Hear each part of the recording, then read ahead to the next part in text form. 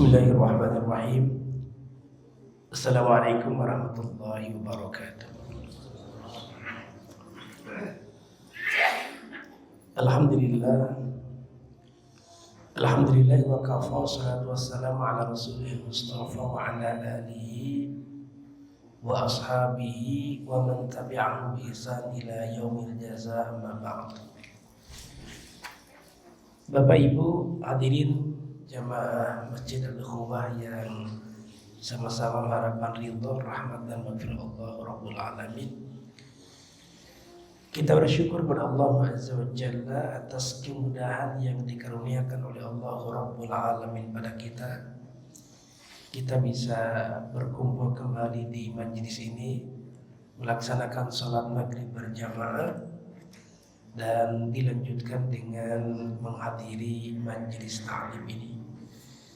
Kita bermohon kepada Allah Azza wa Jalla semoga langkah-langkah kita menuju ke masjid ini langkah-langkah yang menggugurkan dosa-dosa kita dan menjadi jalan diangkatnya derajat kita, dan majlis ini mudah-mudahan menjadi jalan kemudahan bagi kita menuju surga Allah Ta'ala. Jamaah sekalian, salah satu di antara metode yang tertera dalam Al-Quranul Karim adalah tamtsil. Jadi metode pendidikan dalam Al-Quranul Karim salah satu di antaranya adalah melalui tamtsil. Tamtsil itu berarti perumpamaan. Banyak ayat-ayat tamtsil dalam Al-Quranul Karim. Salah satu di antaranya adalah tamtsil tentang hubungan suami dan istri, interaksi antara suami dan istri. Allah Azza wa Jalla mengumpamakan suami istri itu ibarat pakaian. Hunna libasul lakum wa antum libasul lahun. Istri pakaian bagi suami, suami pakaian bagi istri. Malam hari ini insyaallah kita akan mengkaji tamtsil ini. Makanya judulnya engkau pakaian bagiku. Jamaah sekalian, tamtsil tadi tertera di surat Al-Baqarah ayat ke-187. Ini di sela pembahasan berkaitan dengan saum. Saum itu kan dari mulai ayat ke-183, 183, 184, 185, kemudian ke 187. Nah, di sela-sela pembahasan itu Allah Azza wa Jalla menyampaikan tamtsil pada kita. Hunna libasul lakum wa antum libasul lahun. Istri itu pakaian bagi suami, suami itu pakaian bagi istri. Nah, jemaah sekalian, ternyata tamtsil yang tertera dalam Al-Qur'anul Karim ini bagian dari tarbiyah Allah Rabbul Alamin, bagian dari stimulan, bagian dari cara Allah untuk merangsang kita berpikir. Allah Azza wa Jalla berkalam, wa tilkal amsal, dan tamtsil itu, perumpamaan itu, nadribuha linnas, kami buat perumpamaan itu untuk manusia. Wa ma ya'qiluha illal 'alimun, dan tidak ada yang memahami tamtsil itu kecuali orang-orang yang berilmu. Nah, jemaah sekalian, didasarkan pada ayat ke-43 surah Al-Ankabut ini, maka ada riwayat yang menyebutkan generasi salaf dulu. Generasi salaf itu kan 3 generasi ya. Generasi sahabat, tabi'in dan tabi'in. Nah, kana ba'du salaf idza qara'a mathalan lam yamham. Apabila mereka membaca satu tamsil, baik dalam Al-Quran maupun dalam hadis, kemudian lam yafhamu, mereka tidak memahami tamsil itu, maka yashtaddu buka'uhu, mereka itu nangis sejadi-jadinya. Lalu mereka berkata, lastu minal alimin, saya ini tidak termasuk ke dalam golongan orang-orang alim katanya. Karena di ayat ke-43 kan disebutkan bahwa wa ma ya'qiluha illa al-alim. Jadi tidak ada yang memahami tamsil-tamsil itu kecuali orang-orang yang berilmu. Nah, jadi ketika generasi salaf membaca satu tamsil, kemudian mereka tidak memahaminya, mereka merasa, oh berarti saya ini bukan orang alim sehingga saya tidak memahami tamsil-tamsil itu. Nah, salah satu di antara tamsil itu adalah tamsil suami istri. Istri itu pakaian bagi suami, suami itu pakaian bagi istri. Nah, jamaah sekalian, setidaknya ada 4 poin dari perumpamaan ini. Yang pertama, kalau pasangan kita diibaratkan seperti pakaian, berarti kehadiran pasangan itu bagian dari kebutuhan primer. Kita kan tahu ya, kebutuhan primer itu sandang, pangan, papan. Salah satu di antara kebutuhan primer itu adalah sandang. Berarti kehadiran pasangan dalam kehidupan kita ini bagian dari kebutuhan primer, atau dalam bahasa usul fikihnya disebut dengan hajah daruriyah. Jadi ini bagian dari kebutuhan mendesak. Makanya Allah Subhanahu wa taala mensyariatkan pernikahan. Bahkan jamaah sekalian, dulu ada seorang sahabat namanya Syaddad bin Aus. Seorang sahabat namanya Syaddad bin Aus. Nah, Syaddad bin Aus itu dia di usia senjanya dalam keadaan buta. Jadi ini sudah sepuh, buta. Nah, posisi dia itu istrinya udah meninggal. Nah, apa yang dikatakan oleh Syaddad bin Aus pada orang-orang yang berada di sekitarnya, mungkin pada anak-anaknya gitu ya, pada sahabat-sahabatnya, zawijuni gitu ya, nikahkanlah aku, carilah aku pasangan, carikan aku istri gitu. Coba jamaah sekalian, kalau kita ini punya kakek ya, atau punya bapak sudah sepuh, gak lihat, ingin nikah, kira-kira gimana komentarnya, Mas? Ini kakek-kakek ini sudah sepuh, sudah lansia, kemudian gak melihat, kemudian permintaan dia, zawijuni, nikahkan aku. Mengapa? Fa inna Rasulullah sallallahu alaihi wasallam awsani alla alqa. Karena Rasulullah sallallahu alaihi wasallam berwasiat kepadaku, aku tidak berjumpa dengan Allah dalam keadaan membujang. Jadi dia ingin ketika dia menghadap pada Allah Rabbul Alamin status menikah. Jadi statusnya bukan duda, tapi statusnya menikah.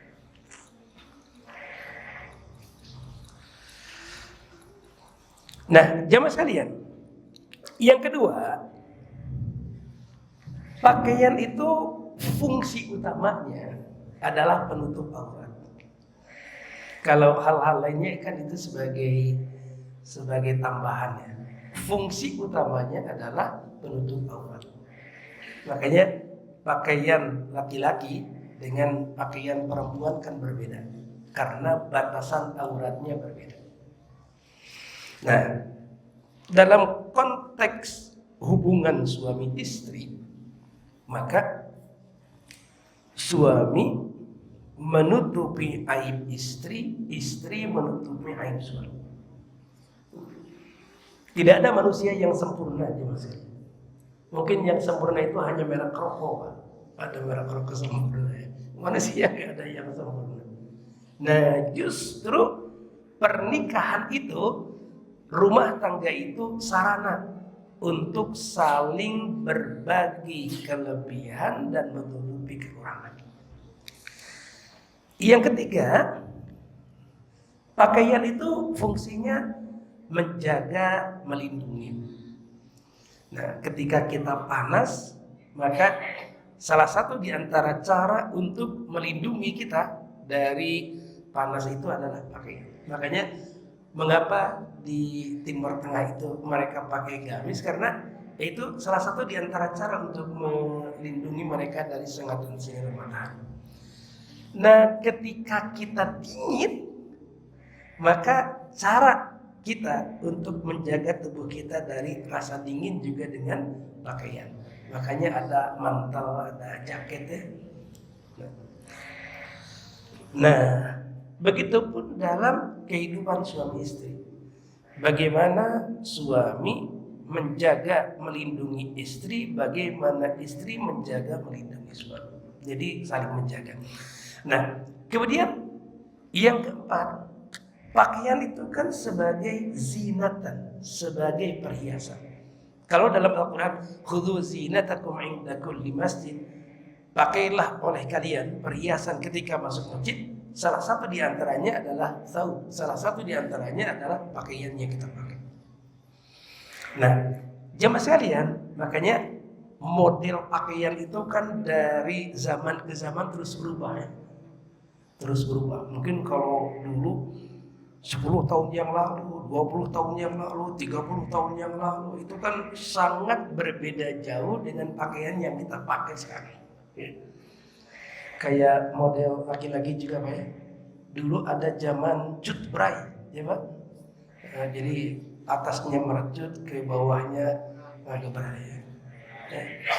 Kemudian ada bray cut ya Pak. Jadi atasnya gede, ke bawahnya kecil ya. Tapi kemudian ada bray-bray ya, jadi atas gede, bawah gede. Kesininya jadi ada cut-cut ya Mas. Jadi bawahnya kecil, ke bawahnya kecil. Pokoknya beragam lah modelnya. Nah, kemudian dari sisi warnanya, dari sisi bahannya, mengapa? Karena pakaian adalah zinatan. Nah, kalau ini diterapkan dalam kehidupan suami istri, bagaimana seorang suami dia terus memperbaiki dirinya agar dia pun bisa menjadi zinatan bagi istrinya, membanggakan bagi istrinya. Begitupun seorang istri. Nah, mari kita urai yang tiga ini ya. Kalau yang kebutuhan pokoknya kita langsung ke bagian penutup aurat atau menutupi aib. Nah, jemaah sekalian, berkaitan dengan fungsi ini disebutkan di ayat ke-26 surah Al-A'raf. Ya bani Adam, qad anzalna 'alaikum libasan yuwari sawatikum.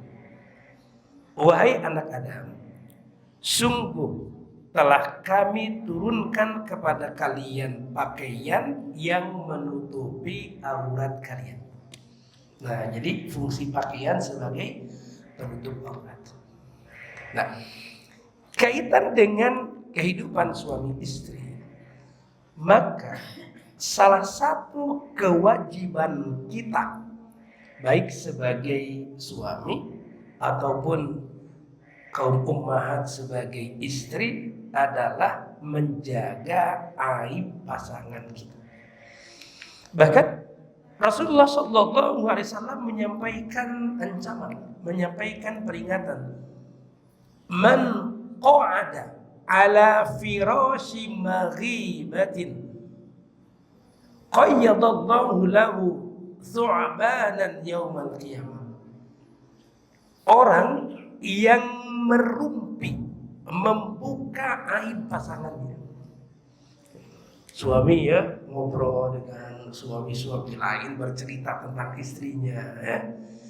Kemudian para wanita berkumpul dengan wanita-wanita lain, dia bercerita tentang suaminya. Pokoknya saling inilah buka-bukaan tentang suaminya ya. Tapi ini yang dibukakan itu sisi aibnya ya. Aibnya nih, aib sesuatu yang gak sepantasnya dia ceritakan pada yang lain. Maka Allah akan mengikatnya dengan ular besar di hari kiamat nanti. Nah, berarti ketika seorang suami menceritakan aib istrinya tanpa alasan yang dibenarkan oleh syara, ketika seorang istri menceritakan aib suaminya, maka ini termasuk ke dalam perbuatan dosa. Bahkan kalau merujuk pada rumusan Imam Al-Qurtubi, maka ini termasuk dalam kategori dosa besar. Jadi kalau kita merujuk Al-Qurtubi kemudian Imam Az-Zahabi, kan gini, salah satu di antara rumusan satu dosa itu masuk dalam kategori dosa besar adalah ketika ancamannya besar. Nah ini kan orang yang membuka aib pasangannya itu dia akan diikatkan dengan ular besar. Wah ini kan azab yang mengerikan ini. Nah ini memberi isyarat bahwa membuka aib pasangan itu termasuk dalam kategori dosa besar.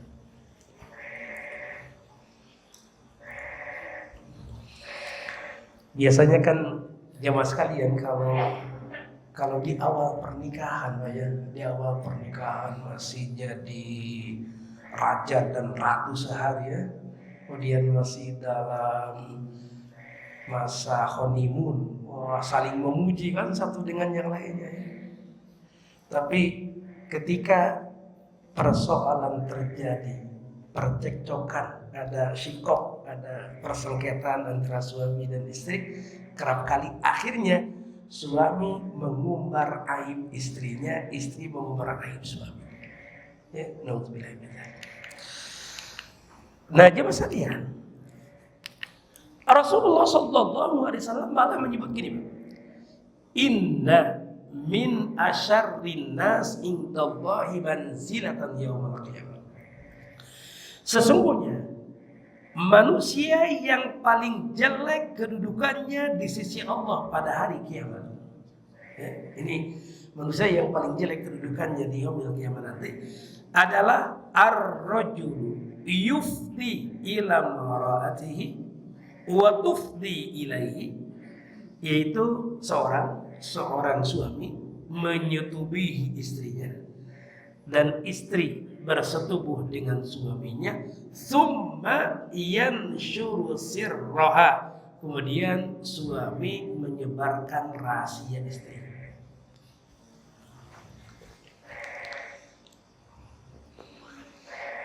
Nah, jamaah sekalian, ketika ini dilakukan oleh pasangan yang sah, pasangan yang sah, ya.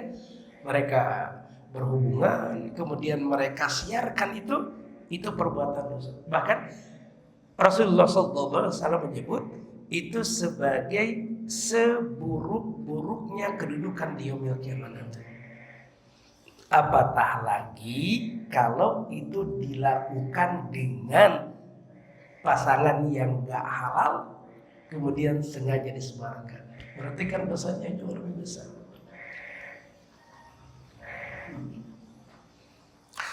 Nah, jemaah sekalian,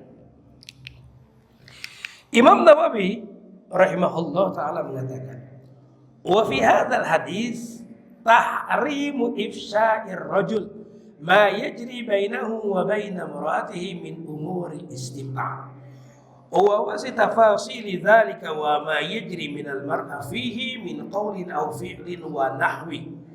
Fa amma mujarradu dzikril jima fa illam takun fihi fa'idah wa la ilaihi haja fa makruhun li'annahu khilaful muru'ah. Kata beliau, dalam hadis ini terdapat larangan bagi suami untuk menyebarkan apa yang terjadi antara dia dan istrinya dalam perkara istimna. Jadi perkara bersenang-senang. Jamaah sekalian, kalau Rasulullah SAW menyampaikan ini, ya Pak, berarti kasusnya ada. Ya. Jadi kalau Nabi menyampaikan sesuatu, berarti kasusnya ada. Dan ya kita juga bisa menelusuri berbagai kasus yang terjadi berkaitan dengan ini. Nah, menggambarkan detail yang terjadi di antara keduanya dan apa yang dilakukan oleh pihak wanita, baik berupa ucapan, perbuatan dan semacamnya. Jadi ini terlarang. Nah, adapun semata-mata menceritakan adanya hubungan suami istri tanpa menyebutkan detail, ya.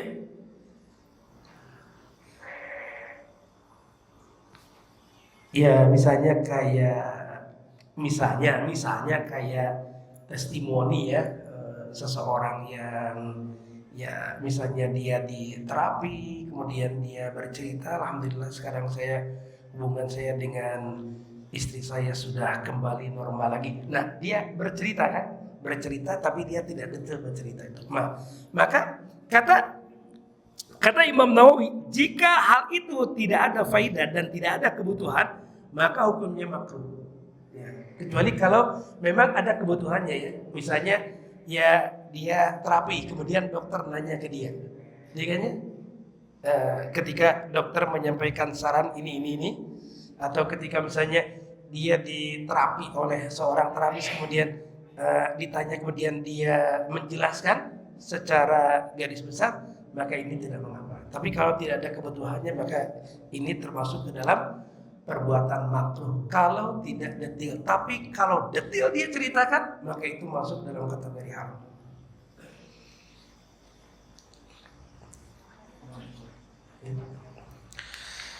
Nah, jemaah sekalian.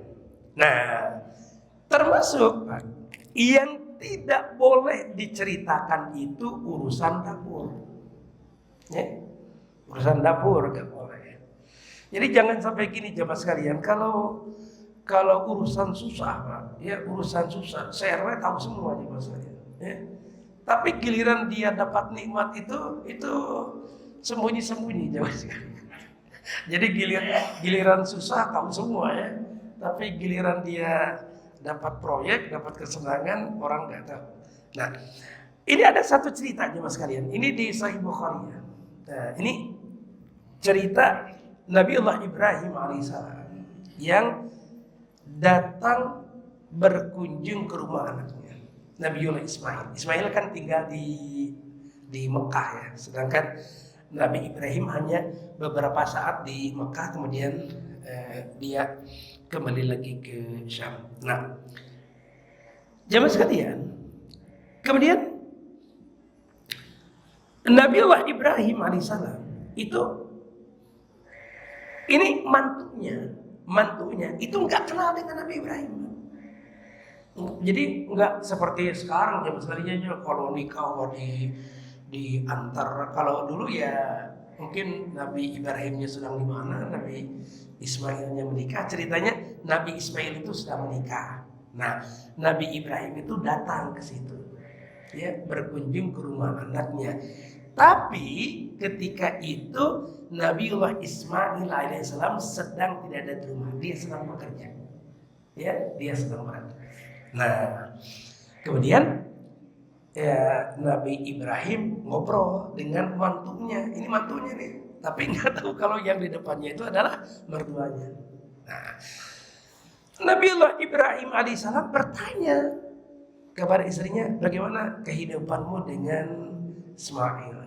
Nah, si istrinya itu dia ngomong gini, nahnu basyarun nahnu fi dhiqin wa syiddatin. Oh, fasyakat ilaihi.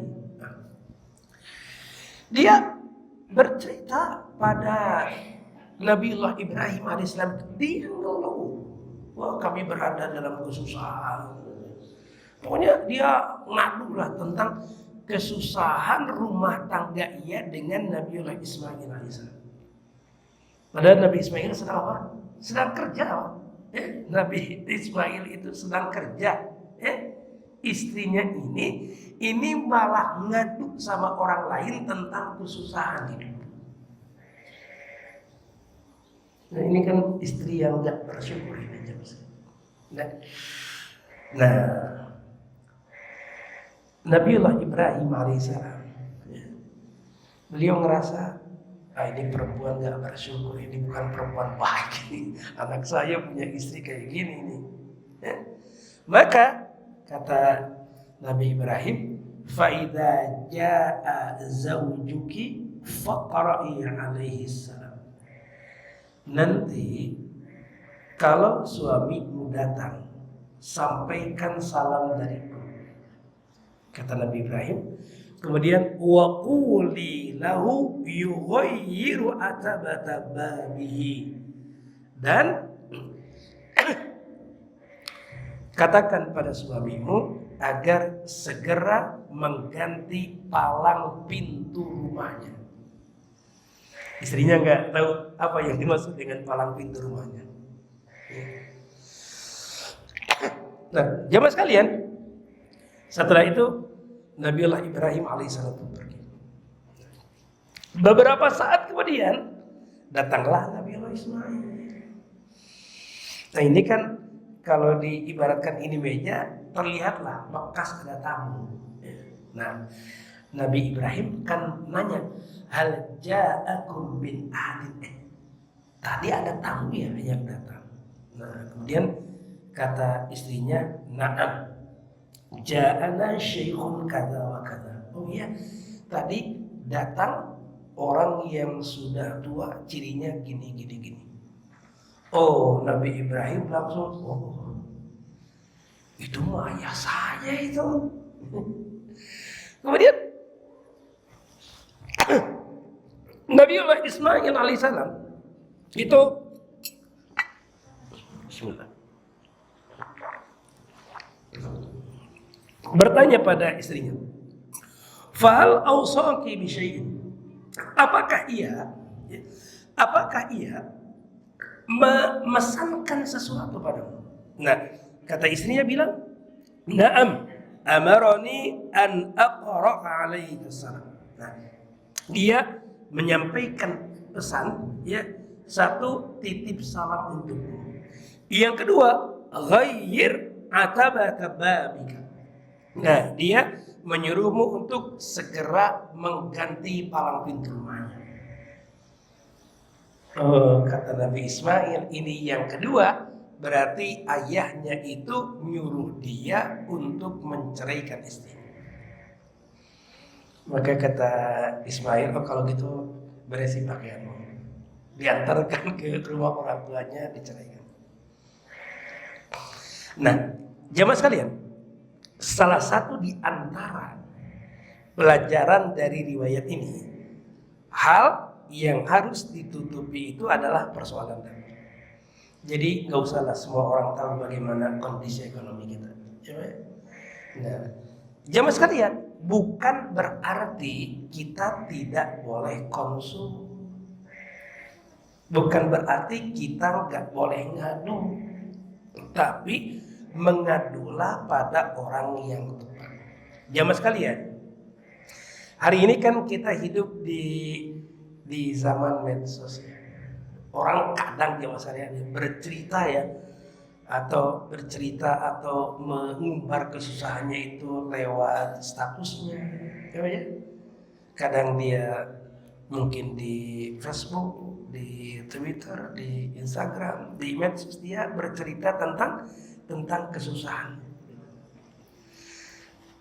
Jangan jemaah sekalian. Mengapa? Karena itu bagian dari aib keluarga kita. Ya, itu bagian dari aib keluarga kita.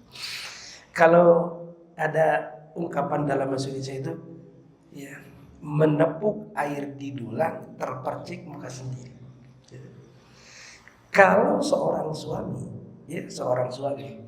dia kemudian menjelek-jelekan istrinya, sebetulnya dia sedang menampar dirinya, dia sedang menjelek-jelekan dirinya, karena dia kepala keluarga, ya, dia kepala keluarga, dan istrinya itu berada dalam tanggung jawabnya, sehingga kejelekan istrinya, ya Pak, kekurangan istrinya, ya, itu menjadi tanggung jawab dia, karena dia penanggung jawabnya, dia pelindungnya. Maka ketika seorang suami justru mengumbar aib istrinya, sesungguhnya dia sedang mengumbar aibnya. Jemaah sekalian,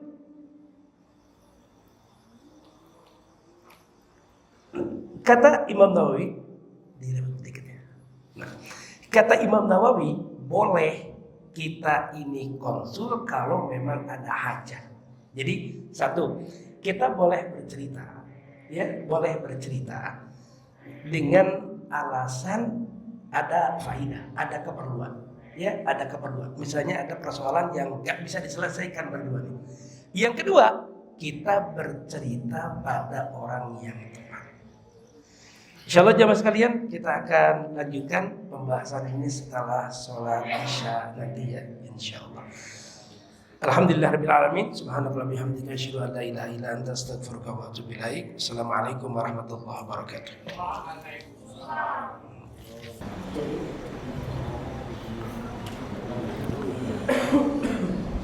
Bismillahirrahmanirrahim. Assalamualaikum warahmatullahi wabarakatuh. Alhamdulillahirabbil alamin wal aqibatu lil muttaqin wa la udwana illa 'alal zalimin. Asyhadu an la ilaha illallahul qawiyul matin wa asyhadu anna Muhammadan 'abduhu wa rasuluhul amin, amma ba'd. Jamaah sekalian, kita lanjutkan kembali pembahasan engkau pakaian bagiku. Fungsi berikutnya dari pakaian itu sebagai penjaga dan pelindung. Di surah An-Nahl ayat ke-81, Allah Azza wa Jalla berkalam, Wallahu ja'ala lakum mimma khalaqa zilalan wa ja'ala lakum minal jibali aknana wa ja'ala lakum sarabila taqikumul harra wa sarabila taqikum ba'sakum kadzalika yutimmu ni'matahu 'alaikum la'allakum tuslimun. Dan Allah menjadikan bagimu tempat bernaung dan apa yang telah Dia ciptakan, dan Dia jadikan bagimu tempat-tempat tinggal di gunung-gunung, dan Dia jadikan bagimu pakaian yang memeliharamu dari panas dan pakaian yang memelihara kamu dalam peperangan. Ini pakaian yang dimaksud di sini adalah baju besi untuk yang kedua.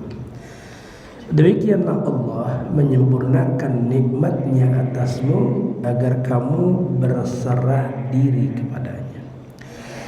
Nah, jemaah sekalian, di sini di ayat ke-81 di surah An-Nahl ini disebutkan kembali fungsi lain dari pakaian, yaitu sebagai pelindung, sebagai penjaga. Nah, dikaitkan dengan perumpamaan suami istri ibarat pakaian, maka bagaimana suami istri itu saling menjaga, saling melindungi. Nah, jemaah sekalian, ada satu hadis, Pak, yang menyebutkan bagaimana iblis memberi apresiasi kepada setan, kepada pasukannya, pada anak buahnya yang bisa memutuskan ikatan pernikahan suami istri. Jadi kalau ada setan yang berhasil menceraikan pasangan suami istri itu dapat apresiasi dari iblis itu. Nah, ini yang disebutkan pada saat riwayat Rasulullah SAW bersabda, Inna iblis yadau arsyahu 'alal ma. Nah, sehingga sana iblis itu di atas air. Thumma yab'athu sarayahu fa'adnahum minhu manzilatan a'zamuhum fitnah. Nah, iblis itu memutus bala tentaranya, nyebar untuk melakukan operasi lah. Nah, siapa yang posisinya terdekat dengan iblis, ya, adalah setan yang godaannya paling dahsyat, fitnahnya paling besar. Gitu. Nah, kemudian yaji'u ahaduhum, ada satu setan yang datang, kemudian dia bercerita, fa'altu kadza wa kadza, saya sudah menggoda ini, tapi nggak dianggap. Kata iblis itu, ma sonata syai'an, itu mah cemen, itu belum ada apa-apa lah, itu ringan aja, itu biasa. Nah, sampai thumma yaji'u ahaduhum fayaqulu ma taraktuhu hatta farraqtu bainahu wa baina imraatihi. Nah, hingga datang nih salah satu dari bala tentara iblis itu, salah satu setan itu, yang dia bercerita, tidaklah aku meninggalkan ia kecuali dia telah menjatuhkan talak pada istri. Jadi ternyata ada setan spesialis menggoda suami istri, ya. Ada spesialisnya ya. Spesialis. Nah, jamaah sekalian, maka iblis itu pun itu mendekati si setan ini. Kemudian dia berkata, ni'ma anta. Wah, inilah nih anak buah terbaik ini. Dia dapat penghargaan itu ya.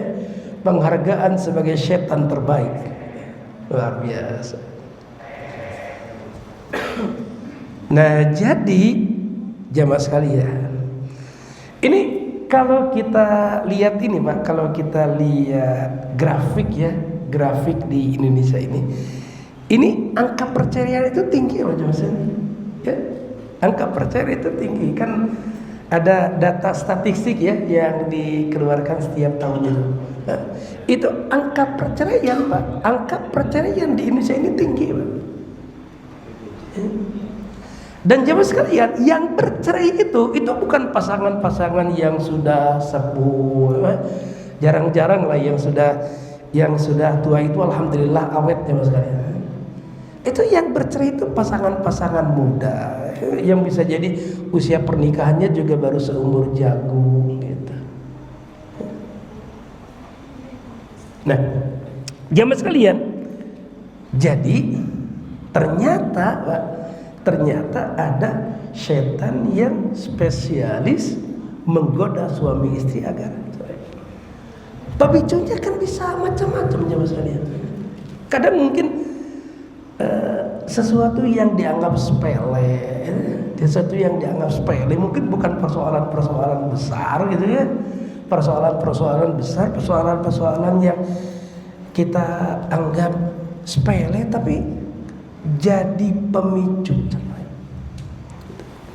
Nah, makanya jemaah sekalian, ada satu resep ini yang disampaikan oleh Abu Darda. Ini salah satu di antara contoh sahabat yang harmonis itu, atau yang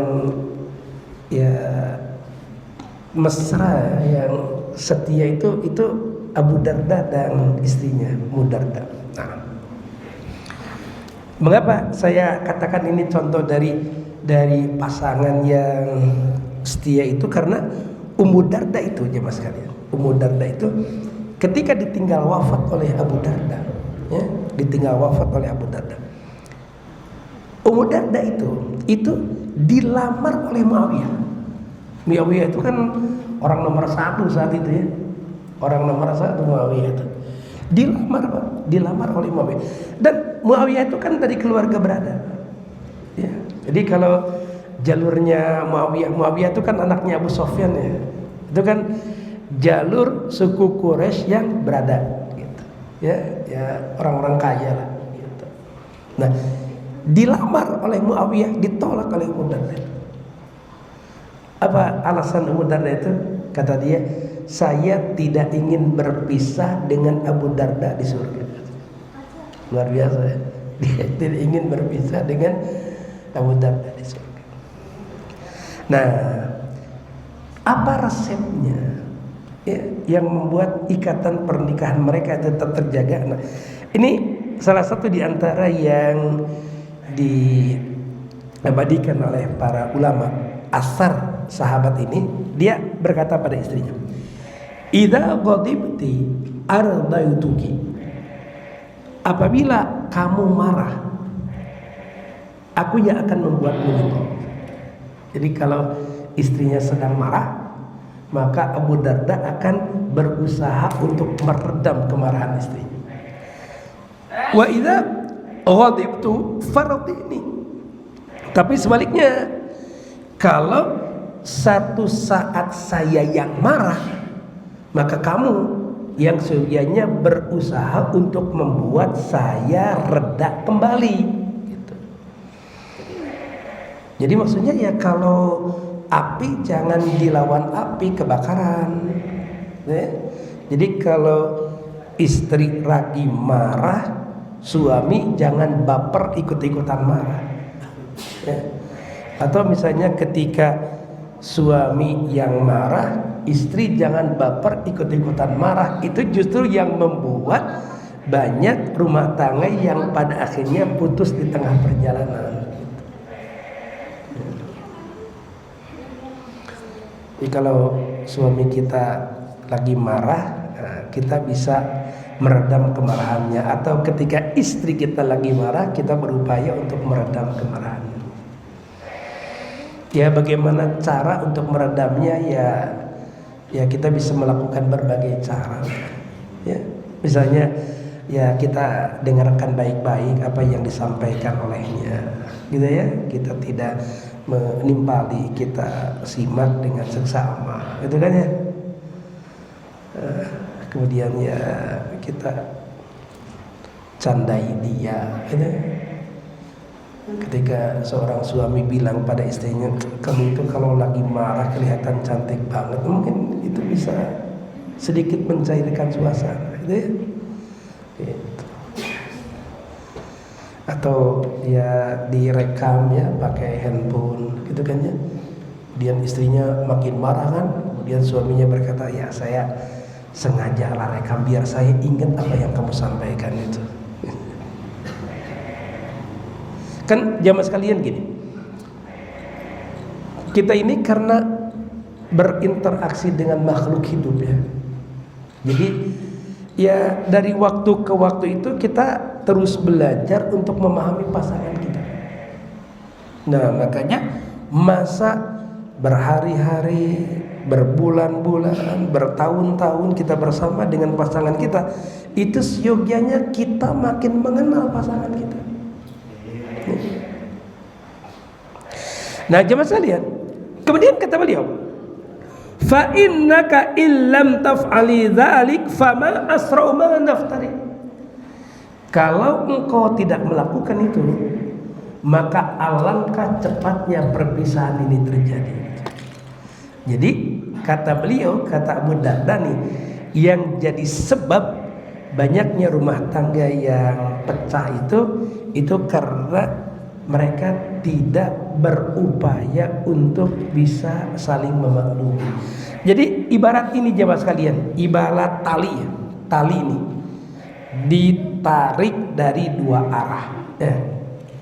Kalau ditarik dari arah barat, diulur dari arah timur ya. Jadi ketika ditarik, kita ulur, kita tarik, dia yang ulur, maka tali itu nggak akan putus. Yang membuat putus itu saling tarik ya mas kalian. Ya, yang membuat putus kan saling tarik itu. tarik sini, akhirnya putus.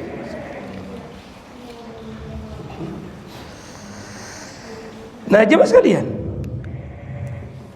yang berikutnya, yang terakhir, pakaian itu fungsinya sebagai perhiasan.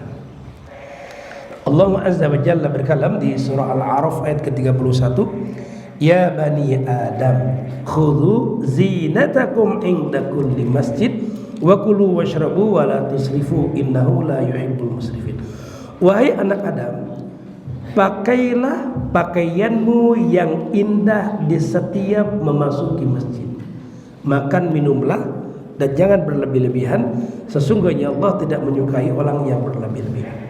Nah, pakaian di ayat ini disebut sebagai zinatan, sebagai perhiasan. Nah, jadi fungsi pakaian, salah satu di antara fungsi pakaian adalah zinatan, menjadi perhiasan. Makanya kan dia sesuaikan warnanya, ya. Kita sesuaikan modelnya, ya. Pokoknya kalau kita kumpulan model pakaian itu beragam. Nah, jemaah sekalian, kalau ini diterapkan dalam kehidupan suami istri, bagaimana suami bisa menjadi zinatan, sesuatu yang membanggakan bagi istrinya, istri pun bisa menjadi sesuatu yang membanggakan bagi suami. Nah, oleh karena itu pertama siogianya kita memperhatikan fisik kita. Jadi jamaah sekalian, suami itu bukan hanya sekedar menuntut agar istrinya itu berpenampilan cantik, ya, rapi. Suami juga harus memperhatikan penampilannya. Jadi jangan sampai jomplang jamaah sekalian. Istrinya disuruh tampil bagus gitu ya, menarik, menawan, suaminya cuek jamaah sekalian. Nanti disangka drivernya nanti. Nah, jamaah sekalian, ada perkataan sahabat Abdullah bin Abbas radhiyallahu anhu. Jamaah sekalian, salah satu di antara sahabat, Pak, yang sangat memperhatikan penampilan fisiknya itu adalah sahabat Abdullah bin Abbas. Nah, Abdullah bin Abbas itu beliau bicara gini, Inni uhibbu an atazayyana lil mar'ah. Sesungguhnya aku senang berhias untuk istriku. Oh ya, jadi bukan berhias untuk orang lain jemaah sekalian. Ya. Jadi jangan giliran mau ketemu dengan orang lain kita itu dan berlente, giliran mau bertemu dengan pasangan apa adanya jemaah sekalian.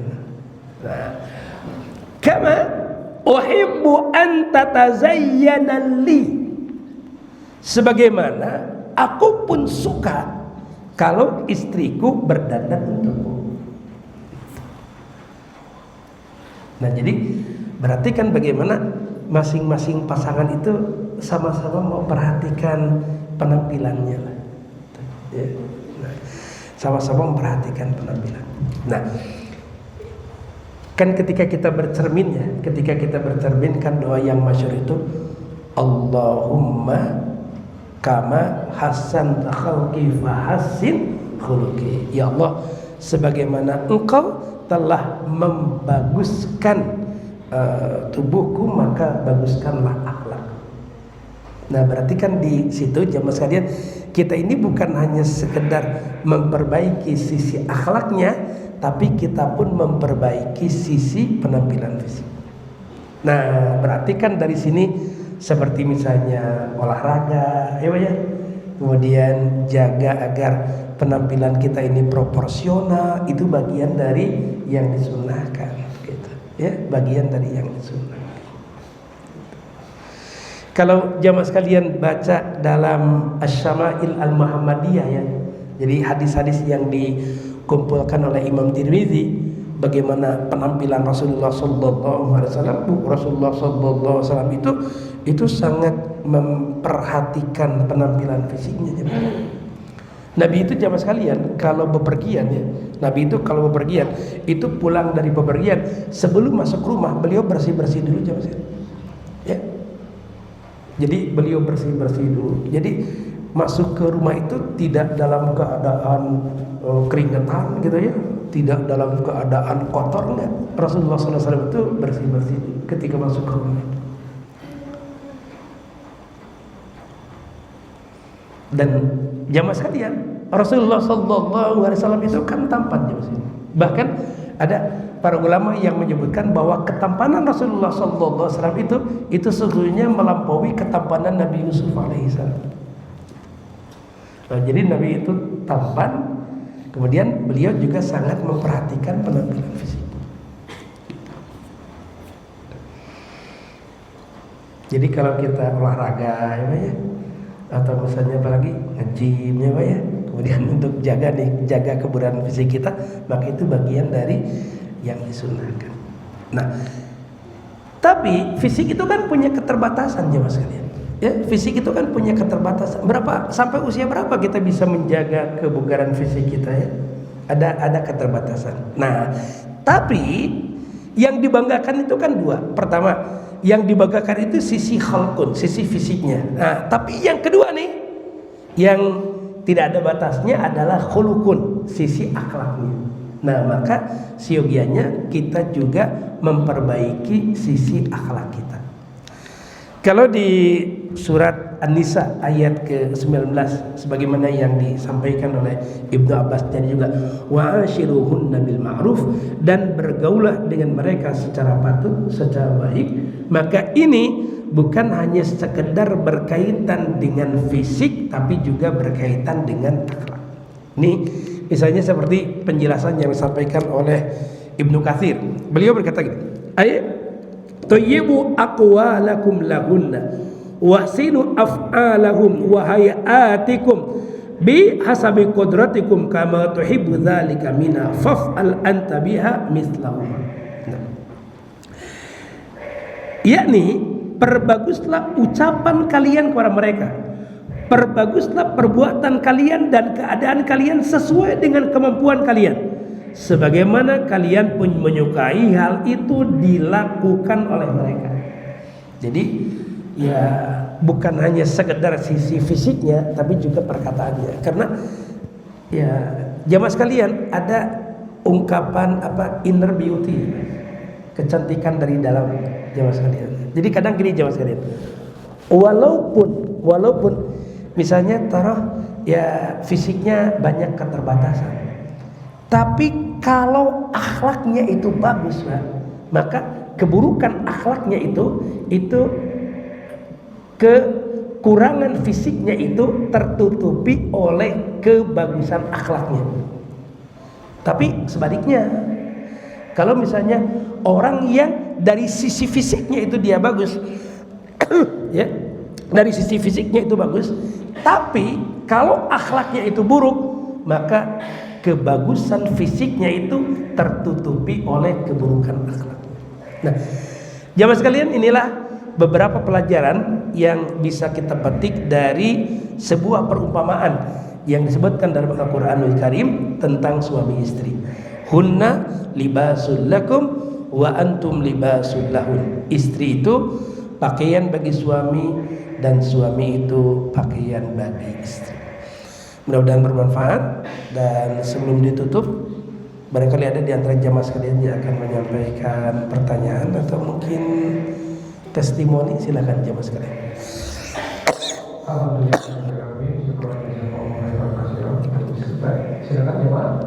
Kalau saya tanya jawab, apa yang ada?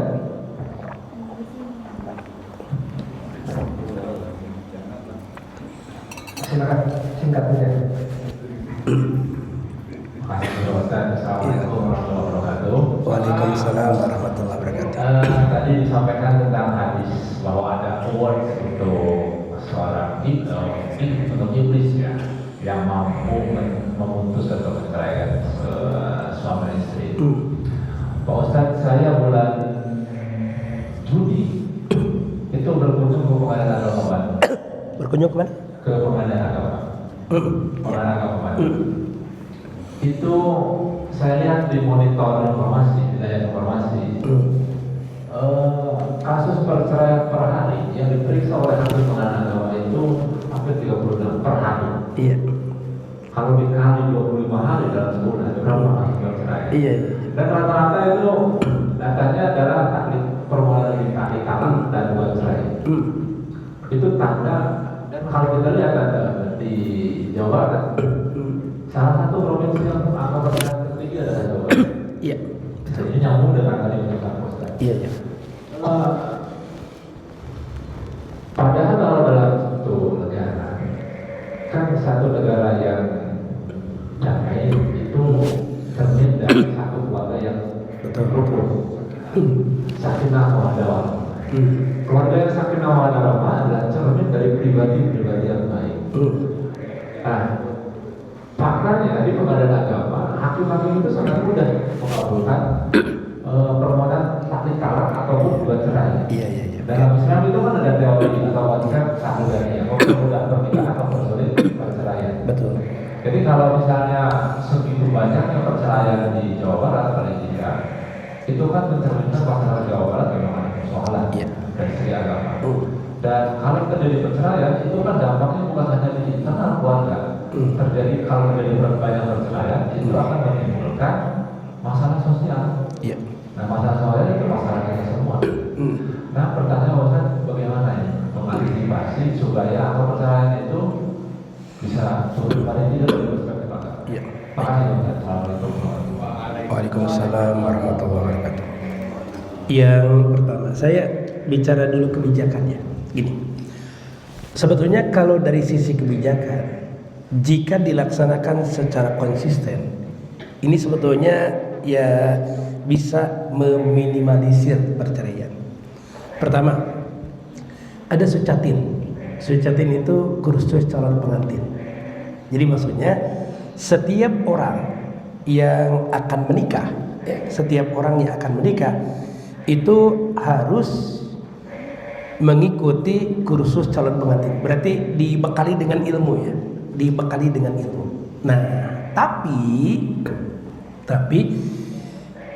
di lapangan tidak semua orang yang akan menikah mengikuti ini. Ya, kalau sertifikatnya dapat, ikutnya yang enggak.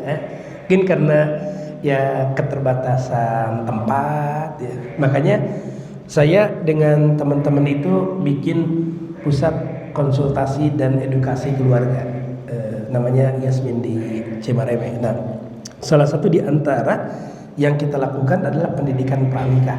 Ya, saya juga di Tanjung Buaya di kompleks saya juga bikin dan sempat menyelenggarakan 11 kali pendidikan pranikah, maksudnya sampai angkatan ke-11 dan kerjasama dengan KUA karena memang masih keterbatasan Kementerian Agama untuk menampung ya calon pengantin ya, mengikuti kursus calon pengantin. Nah, jadi ini memang perlu dulu di masa wakilnya Pak Ma'ruf Amin itu sempat mau ditetapkan ini sebagai sesuatu yang harus, tapi kemudian terpotong dengan adanya COVID ya.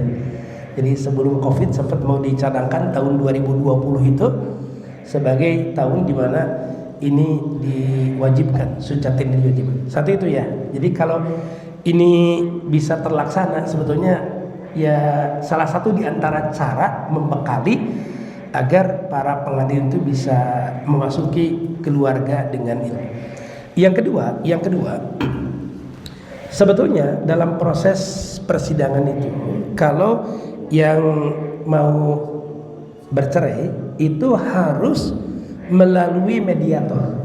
Nah, mediator itu dua, ada mediator hakim, ada mediator non hakim. Nah, saya alhamdulillah termasuk yang sudah mengikuti sertifikasi mediator non hakim. Nah, jadi di pengadilan itu ada kantornya ya untuk para mediator. Nah, kita sudah nyimpan di PA Ngamprah ya di sini, kemudian sedang mengajukan ke PA Kota Cimahi dan PA Kota Bandung ya.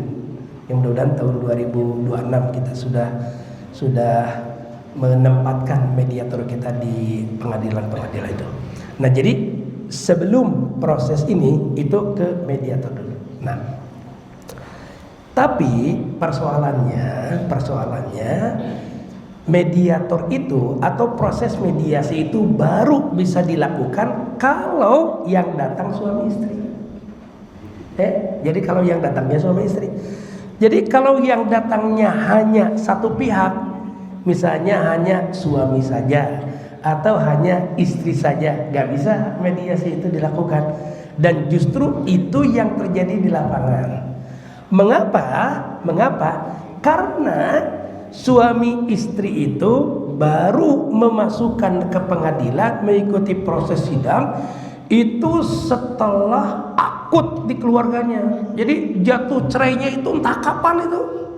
Ya, jadi mereka sudah bercerai, sudah jatuh, tapi karena perlu legalitas ya akhirnya diurus. Jadi mengapa akhirnya banyak para hakim yang mengabulkan itu? Karena perceraian itu sudah terjadi. Laki-lakinya sudah di mana, yang perempuannya sudah di mana, mereka sudah lama pisah. Jadi datang ke pengadilan itu ya mungkin kata hakim gimana, sudah nggak ada pilihan lain. Ya, kalau misalnya mereka yang mau bercerai suami istri atau ada perselisihan, ya, kemudian datang ke KUA, karena KUA kan sebagai BP4 ya, sebagai badan penasehat perkawinan kan. Nah, kalau datang ke KUA mungkin mereka bisa mendapatkan pencerahan ya, sehingga itu tidak terjadi gitu kan ya. Kalau itu di awal sebetulnya. Nah, makanya disinilah pentingnya adanya semacam lembaga-lembaga konsultasi keluarga di masjid-masjid gitu kan ya, di masjid-masjid itu. Jadi jamaah sekalian, ketika saya awal tahun 2017 ya buka klinik keluarga sakinah namanya di kompleks saya itu ternyata banyak pasangan-pasangan yang konsul, dan ternyata persoalan itu banyak. Nah, tapi lembaga-lembaga yang ya menyediakan tempat, waktu untuk mereka datang curhat itu yang masih sangat kurang. Ya, itu yang masih sangat kurang. Nah, itulah yang kemudian membuat saya dan teman-teman tertarik untuk membuat ini, karena ya kalau kita ini sakit ya itu kan pilihan dokternya banyak, pilihan rumah sakitnya banyak ya. Tapi kalau keluarga kita ada masalah, nih sengketa suami istri atau orang tua dengan anak, ya, atau adik kakak, banyak kan persoalan, pemicunya bisa banyak ini. Pertanyaannya, ketika saya ada masalah dengan pasangan saya, kemana saya datang? Itu yang susahnya di tempatnya. Pada akhirnya banyak di antara mereka yang mengambil jalan pintas menjatuhkan cerai. Padahal dalam Al-Quranul Karim itu kalau suami istri itu berselisih gak bisa diputus oleh mereka, maka utuslah hakam dari pihak suami, hakam dari pihak istri. Ini kan kalau bahasa kita juru damai ya, atau mediator, ya, mediator untuk ini. Nah, gitu. Jadi ikhtiar yang kita lakukan di masjid-masjid itu, ya, di masjid-masjid itu buatlah lembaga konsultasi banyak-banyaknya. Jadi jaga. Benar apa yang diungkapkan tadi, al-usra imadul bilad, idza saluhat saluhal bilad wa idza fasadat fasadal bilad.